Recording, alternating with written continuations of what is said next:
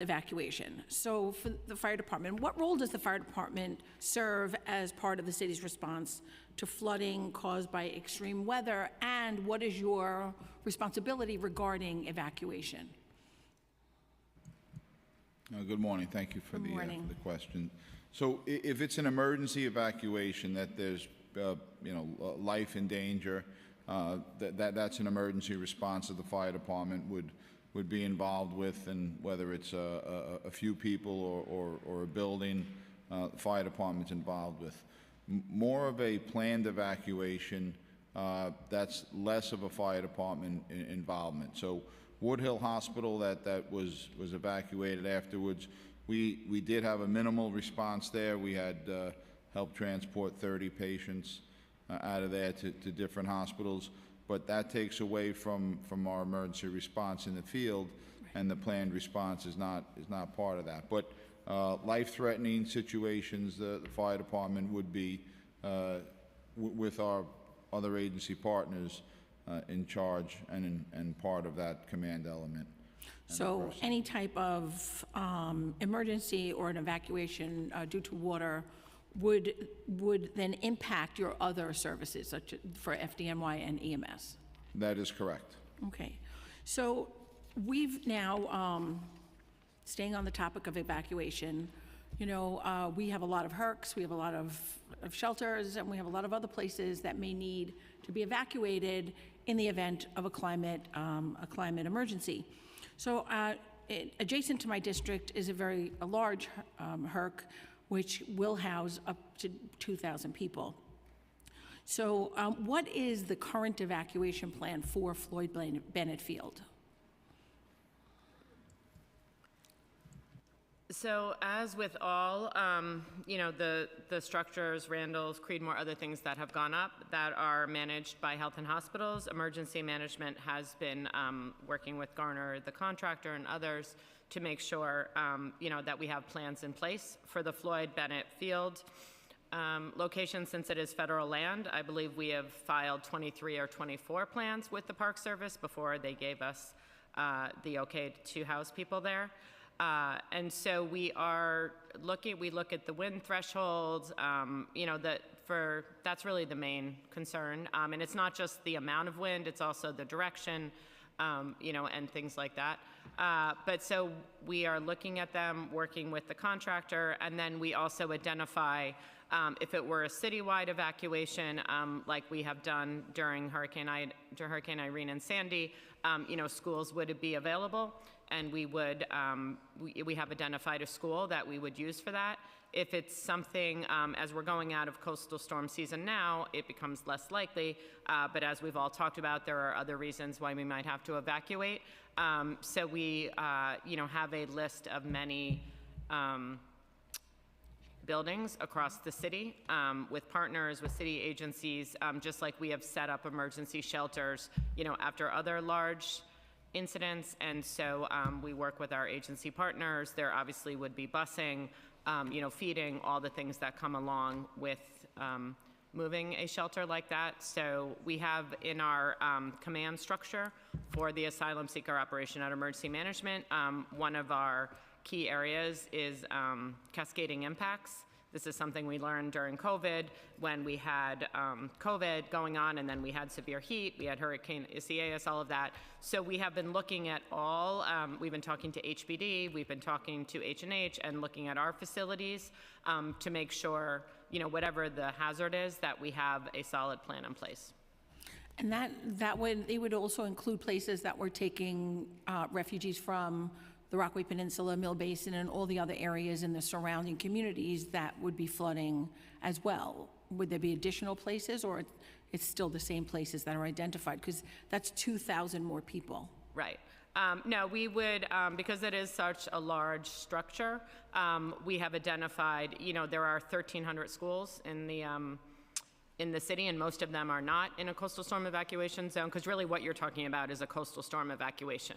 Mm-hmm. So we would do a discrete evacuation of Floyd Bennett Field to a specific location, and then a general population evacuation, they would be directed to other centers.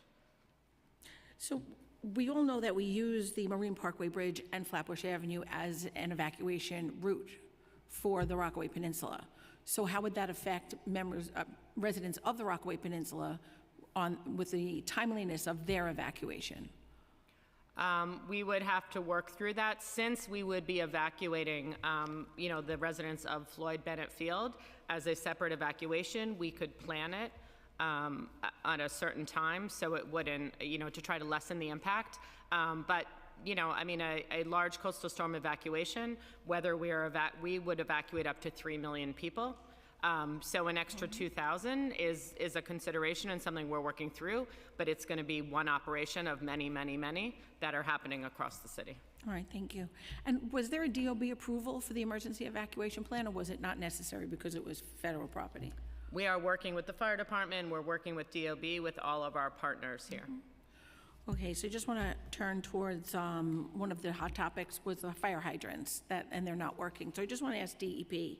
So there are 81 federal fire hydrants on the property, 42 are in service. Is that something that the DEP regularly tests, or because it's federal properties, it doesn't come under your jurisdiction?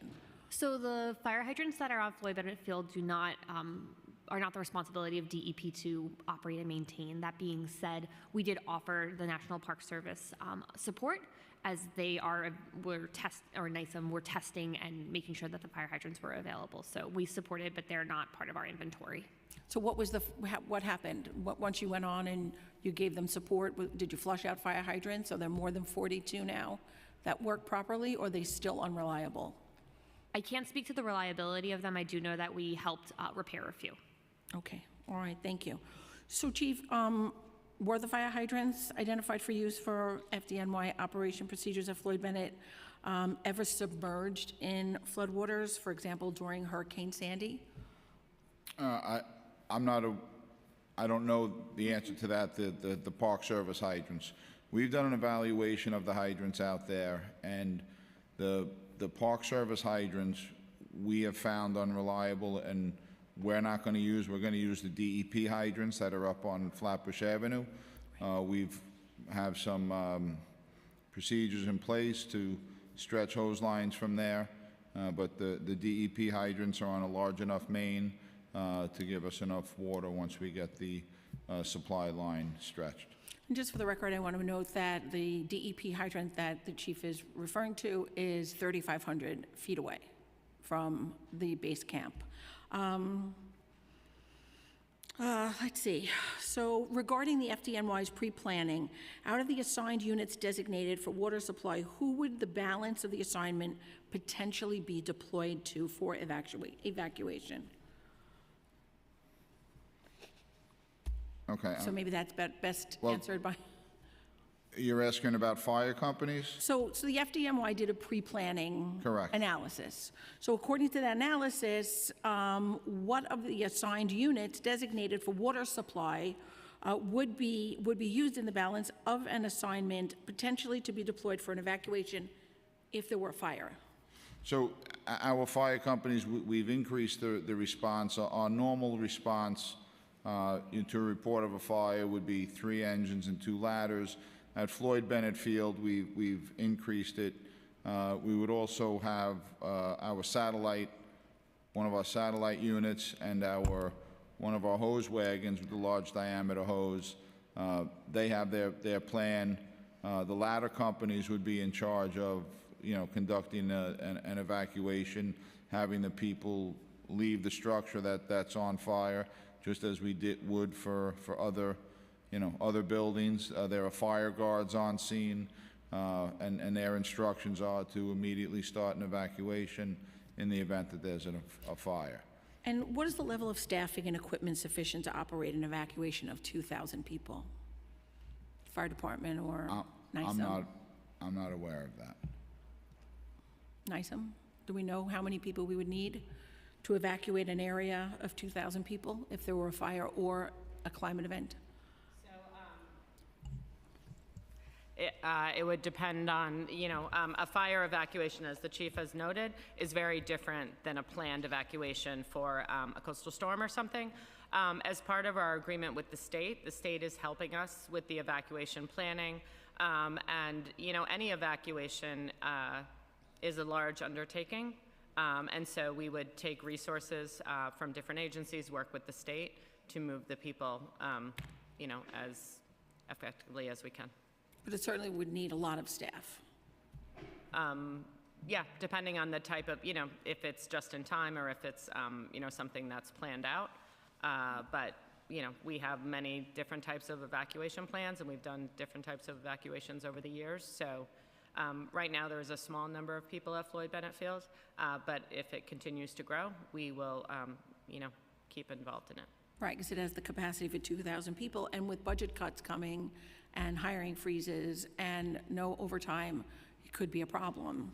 That's just a statement, you don't need to answer.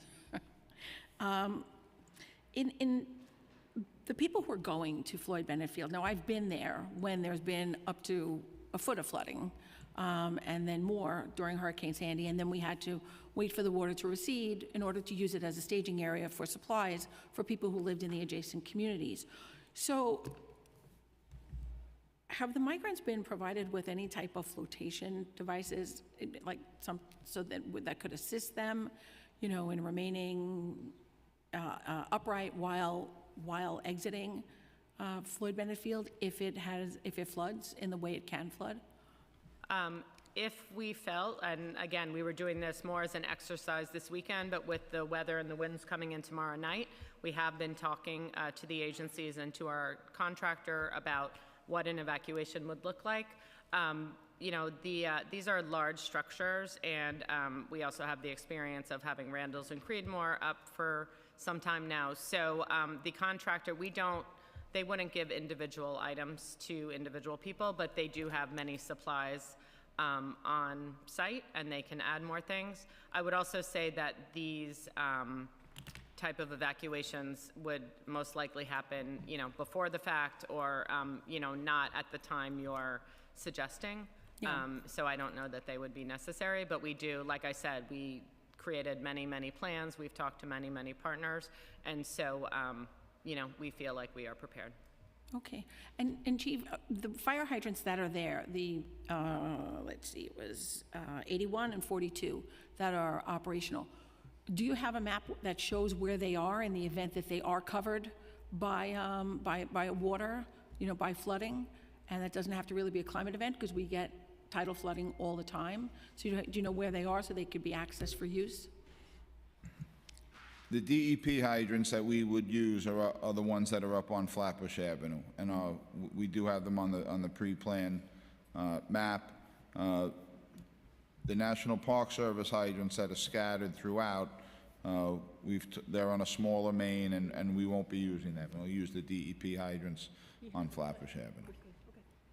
Right. And then conversely, let's take Randall's Island. What is that location when it comes to any type of fire or water evacuation? Like how many hydrants are there? How many hydrants are at Creedmoor?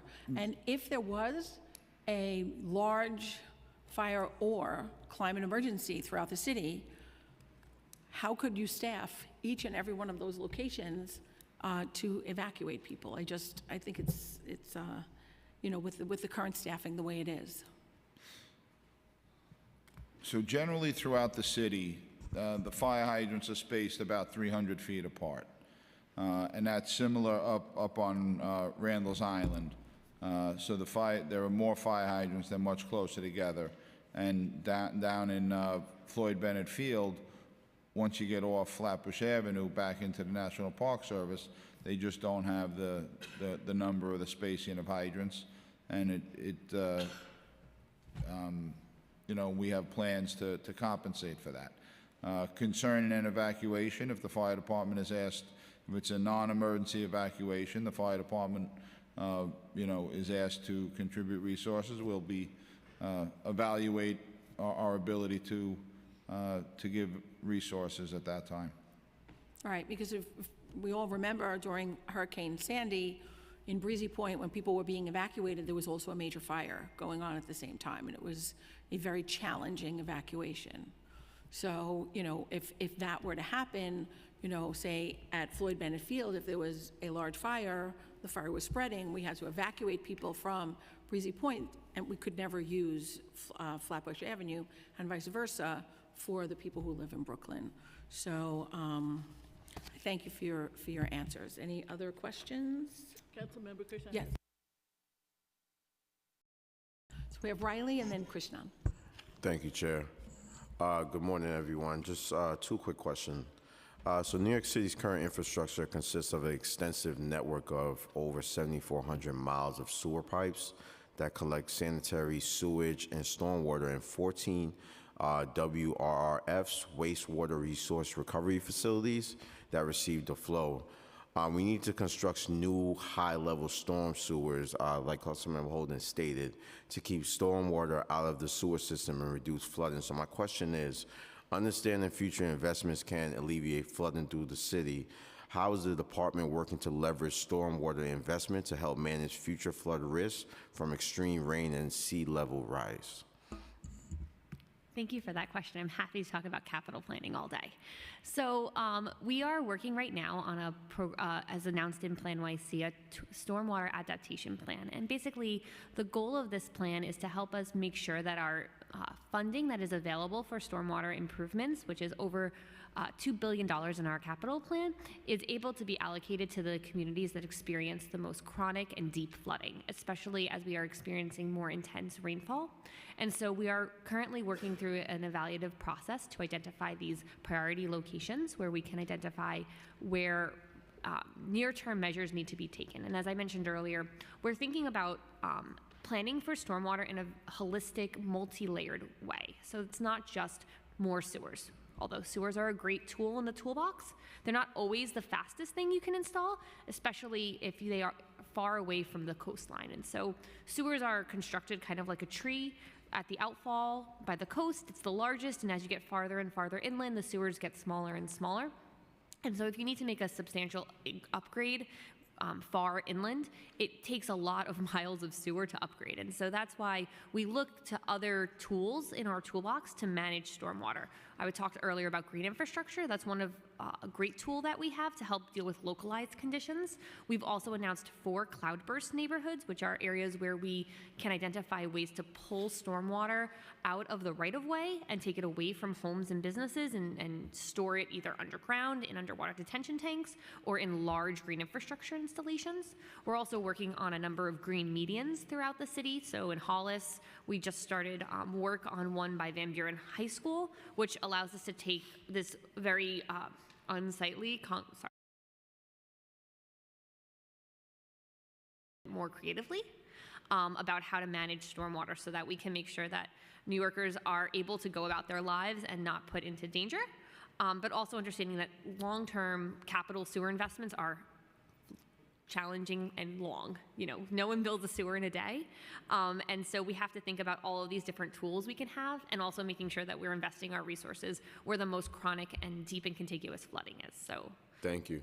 I'm not sure if the Northeast Bronx is in any of those plans, but if not, I would love to meet with you and discuss some of the challenges that we're seeing over there, especially for a lot of our homeowners during a lot of these storms. I just have one more question. Along with air quality initiatives by other city agencies, DEP is responsible for updating and enforcing the Air Pollution Control Code, which has the goal to preserve, protect, and improve the air resources for New York City. So my question is, understanding when agencies work together, their resources and collective action can lead to more impactful results. Are there any air quality initiatives that were collaborations with other city agencies implemented this year? If not, are there any initiatives set to be implemented next year? I can't speak specifically to this year, but I can talk a little bit about the partnership that we have that's very great with the Department of Health and Mental Hygiene. Yeah, I got that one right. So with DOHMH, we work together to implement a number of air quality initiatives to improve air quality throughout New York City, and we can certainly follow up with more specifics. Thank you. That'll be all. Thank you, Chair. Thank you very much. We've been joined by Councilmember Velasquez. We have questions from Councilmember Krishnan and then Ressler. Good morning, and thank you so much, chairs. Appreciate today's hearing about this very important issue and how we better and prepare ourselves for the ongoing and no doubt recurring storms and situations we'll have, like the prior one that we had. My questions are really for DEP, and it was interesting to hear, the steps you all are taking now to address all the various issues. I mean, it is just such a unfortunate and serious issue that one of the biggest reasons for flooding is because we have such outdated public infrastructure that results in all the flooding in our streets, and really addressing that issue. My question, though, are more specific about on the ground. One thing I saw on the day of the storm itself, and I followed up with the commissioner about this too, and this was after my staff had also followed up with DEP. There are now 3 instances in my district of localized flooding issues that we've raised with DEP, but haven't gotten satisfactory resolution yet. And my concern is when we're talking up here about all the policy issues and how we address it, if we're not able to create a system within DEP that addresses the on-the-ground situations as they develop, then we're not going to be able to actually implement this stuff on the ground where it matters most in neighborhoods like mine that have been very affected by numerous instances of flooding, from Ida to back in September. And I bring that up to one instance was right now, there's a series of homeowners on 31st Avenue, on 77th Street. Again, we flagged all these addresses for DEP, where they experienced a serious amount of flooding with the last storm. Of course, much more during Ida, but in this instance as well. DEP's initial response was there were no 311 complaints filed. But I went there and I saw myself the level of damage. And I know from, in other contexts like in housing, oftentimes HPD will say, look, there's no record in 311, but that doesn't mean a violation of the housing code doesn't exist. And in fact, the photos are the best evidence of it. So similarly in this situation, I'm not sure what happened, whether it was a language access issue or otherwise, but despite there not being 311 complaints, we haven't been able to get DEP to come out to investigate something that I've seen myself. And to the commissioner's credit, I've been working with him now on a site visit for that location. But the second place is on Baxter Avenue and Broadway in Elmhurst. There's water pooling that we notified DEP of over a month ago at this point, and there's been no action taken. And now constituents are reaching out to us about it, and the colder weather still hasn't come yet, but if you go there now, there's a huge pool of water in the middle of a very busy intersection. The third thing is on 77th Street and 37th Avenue in Jackson Heights, there's some sort of metal grate or something that's under DEP's jurisdiction that's been broken, creating a major tripping hazard for constituents, especially seniors who have fallen a number of times crossing the street as a busy intersection. Again, we flagged this to DEP, no action whatsoever. And this morning I've actually mentioned to the commissioner we'll be raising these instances again with him and with you all. But I bring it up to say, one, I would really appreciate if these instances are taken a look at as soon as possible. I mean, these are also liability issues for DEP too that could be addressed immediately, and we flagged it. But two, it presents a larger point of, while all that's happening up here is great, when these things happen on the ground in real time, how do we create a system within DEP that doesn't require me going to the commissioner in these instances, but within the agency, there's actually a fast, meaningful way to respond? Because honestly, in situations of climate emergencies, a lot of this stuff will need to be happening in real time. So first, I want to apologize for the delay in getting back to you. I have seen the email traffic on all of these, so I know they are being actively investigated, but we can certainly get you an update as to where we are. And I would say the other thing that we are doing in terms of our public communication tools is we are seeking to hire borough commissioners so that we have a more point person for every council member or borough president, so they can create the deeper relationship with a person at DEP, and they can ensure that you're getting timely responses to the issues that are raised. So we're really hopeful that that is going to be one of the tools that helps us to make sure that these types of complaints and concerns don't kind of get lost in the ether, because that's not really doing service to your constituents, to us, to anyone really, especially for ones where we are actively investigating them. And so, and just a note on the 311 complaints, I also am understanding the limitations of 311, but it is always helpful for us to have these complaints logged because it does help us to create a historical record.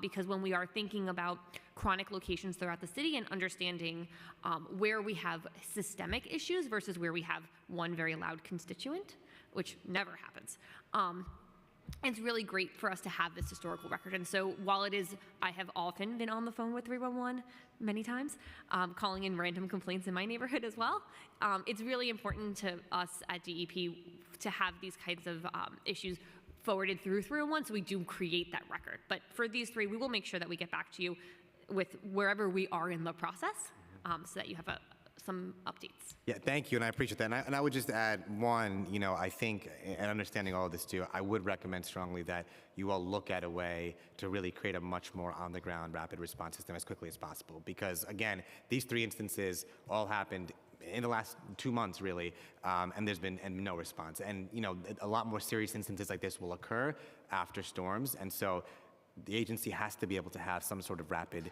response communication. So the first instance on 31st Avenue, that requires a site visit. I've spoken to the commissioner directly about it. We'll get there. That may require more involved work. But the second two, after a month that we've raised it, and now constituents are coming forward raising what we spotted a while ago, I can go out on the street today, and it's very clear to me in both those instances that I've seen firsthand, it just needs to be fixed. And so my hope is, and I raise it at the level of, in these three instances, especially the latter two, they just need to be fixed. It's not a complicated process. The problem is very obvious. And so the agency needs to really have a way to, and they're not very involved issues, but it's getting lost in the bureaucracy. And I think it just requires immediate attention and immediate repairs to them.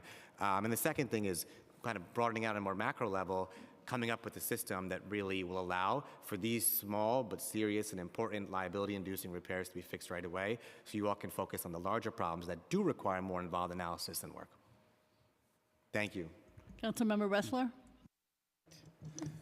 Chair Brewer, thank you so much. Welcome back home. We missed you. Nothing? Nothing. You never know what he's going to say.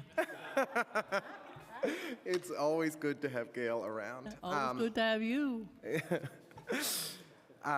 It's a long story. Can I just first start, Deputy Commissioner, does the administration support intros 1200, 1201, and 1199? So we have been looking at them, specifically, obviously, our agency has been looking at the two that would be in our code, and I know DEP is doing the same.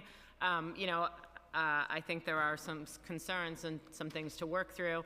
I would say on, we have been, since June, looking at building a plan, and we have put certain pieces in place. For example, when we had any severe heat and activated the heat plan, because not always, but often air quality and severe heat come together. So we have added the state DEC to those calls because they are the experts in the state on this. And we have also, as I mentioned before, added DOE to all the calls, added DCAS because we understand the, worker health and safety aspects. Also for messaging, people probably know, I'm sure you know, that we do send out the air quality alerts from DEC, but also, and there have been, thankfully, there's been nothing as strong as the June 7th air quality issues, but there have been some blips along the way, and so we have done enhanced messaging as per new protocols, both through Notify NY3, Notify NYC, through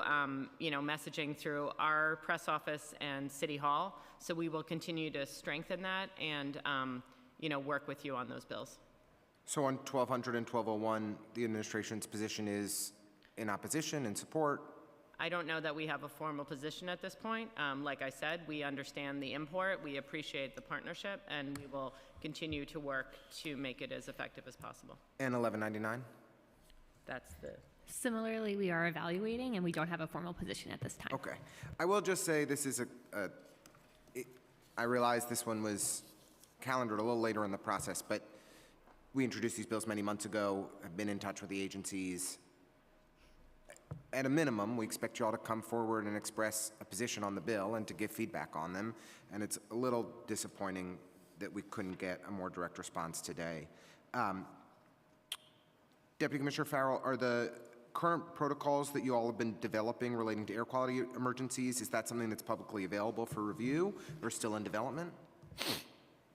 They're still in development. We will, we are always happy, as you know, to talk through our process. As you also noted, we have been looking at other jurisdictions, notably, cities in California or other areas that have experience with this to understand what is the most effective way. So we will continue to talk with you and share things as they become available. I appreciate that you are always responsive and accessible individually, and want to thank you for that. But it is critically important, and it's why we've introduced this legislation, that there be a clear emergency plan that New Yorkers are able to review and assess and know what to do when the next air quality emergency occurs. If the air quality index went up to 200 tomorrow, which hopefully it won't, what would be the policy for a street homeless New Yorker? Would they be able to walk in and access any shelter in New York City in a severe air quality emergency? I would have to defer the specifics of the policy to the Department of Social Services, but I will also say, as we were increasing our discussions with DEC and others about air quality, when we had little blips over the summer, we were talking to DSS about what that would look like and how their policies may adjust. It was, one of the components of the city's response to the air quality emergency in June that was most troubling to me, and I think to many others, was there wasn't clear guidance provided to street homeless New Yorkers. When we have a code blue, just like it was 2 weekends ago, and it was under 32 degrees, homeless New Yorkers could walk into any shelter in New York City and be safe. We need clarity on that policy, and that's part of the reason we've introduced this package, because people our most vulnerable New Yorkers are in harm's way.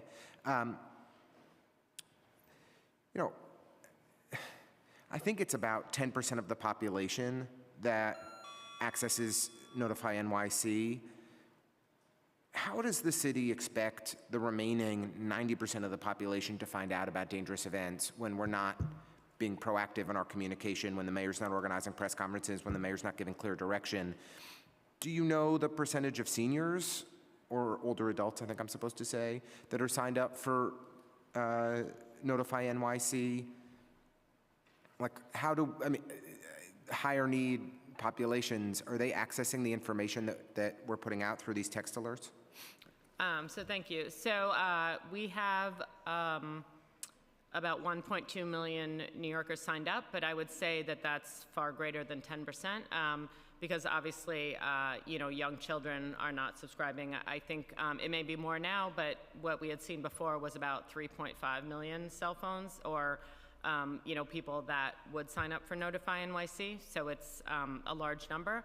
But as I said before, we want that number to be everyone in the city, and we start as early as high school or junior high school if appropriate, telling people to download the app or to sign up.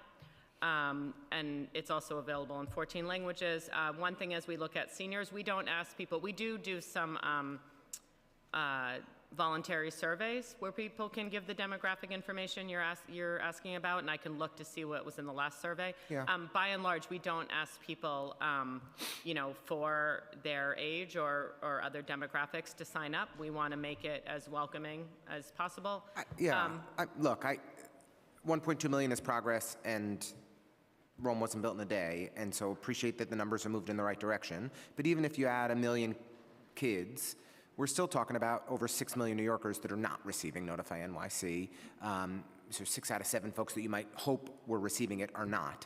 And so, the mayor held no press conference before the air quality emergency in June, held no press conference before the terrible flooding events that overwhelmed our community in North Brooklyn in September. If he's not using his bully pulpit, there's only so much that Commissioner Iskel can do by doing a stray TV interview here or there. It's just inadequate. And so, it's a major concern for us that we're not getting the information out in the ways that it needs to be. I'd like to ask about clean air centers. Is this something that NYSEM is considering creating in your new protocols? The last time Commissioner Iskel testified here, he argued to us that it was unsafe for somebody who didn't have shelter or had poor air quality in their home in an air quality emergency to walk a few minutes to a clean air center, and just wanted to understand, does that continue to be NISM's approach, that clean air centers are potentially a greater health risk, which is not what we've heard from any public health professional we've spoken to on the matter? Sure, I just wanted to finish Sorry. my answer, it's okay, to the earlier question. One thing about Notify NYC is that we do phone calls. You can sign up for direct phone calls. I still get them. I do too.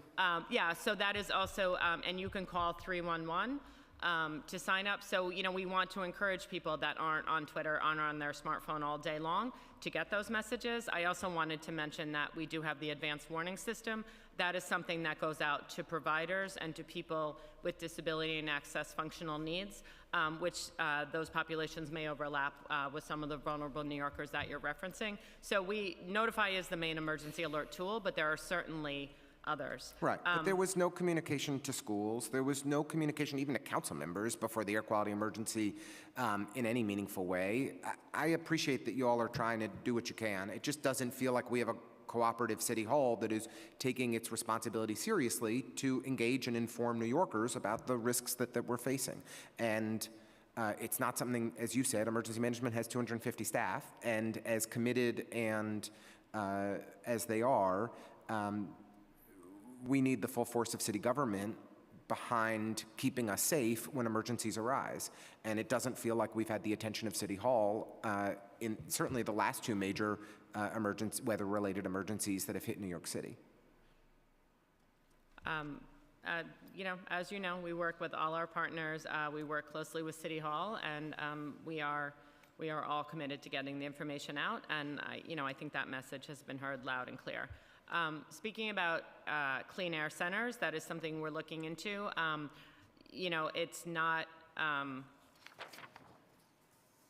clear 100%, what that would look like. I will say, the closest thing we may have in the city is cooling centers. And cooling centers, as probably the council knows, are, senior centers, libraries. They are in existing buildings. I don't know if they would qualify as a clean air center.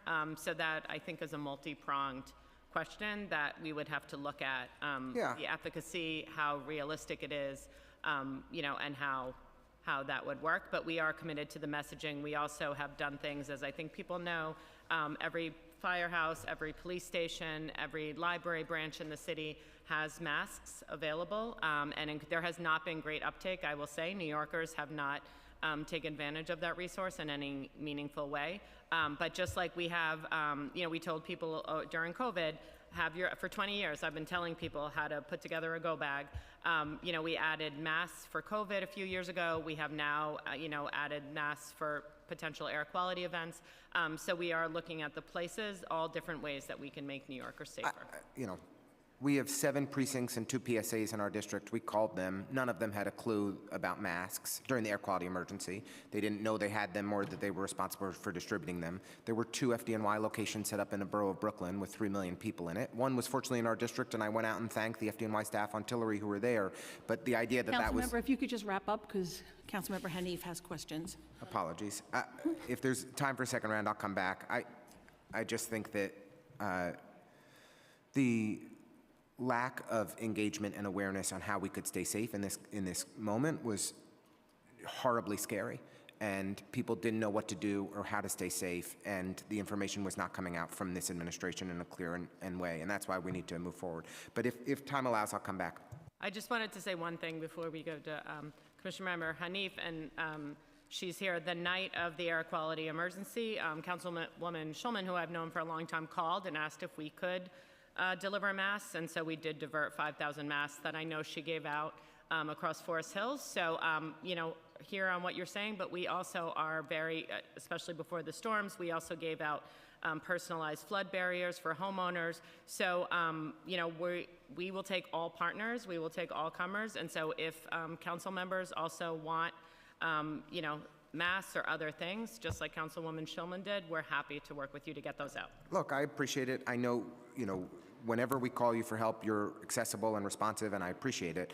We called every library and